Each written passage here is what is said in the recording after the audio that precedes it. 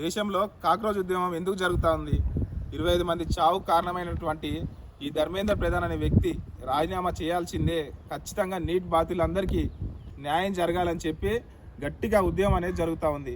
దానికి వ్యతిరేకంగా నిన్న మొన్న పోలీసు వారు అసలు ఢిల్లీలో చేసినటువంటి హంగామా అంతా ఇంత కాదు. అసలు పార్లమెంట్ భవనము ముట్టడించేదాకా ఎందుకు వచ్చింది?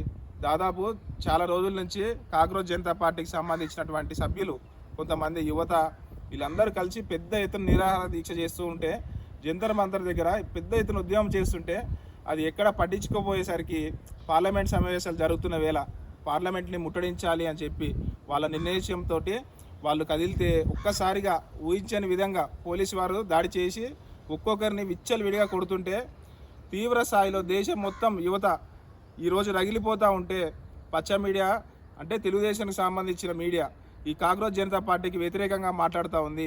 ఈ కాక్రోచ్ జనతా పార్టీకి వ్యతిరేకంగా మాట్లాడుతూ బీజేపీని సమర్థిస్తూ ఉన్నారు. అంటే ఈ ఎన్డీఏ కూటమి సమర్థిస్తూ ఉన్నారు. ఎందుకు ఎన్డీఏ కూటమి సమర్థిస్తున్నారంటే అక్కడ చంద్రబాబు నాయుడు గారు అక్కడ భాగస్వామిగా ఉన్నారు. నిజానికి నిన్న చంద్రబాబు నాయుడు గారు నరేంద్ర మోడీ గారిని కలిశారు.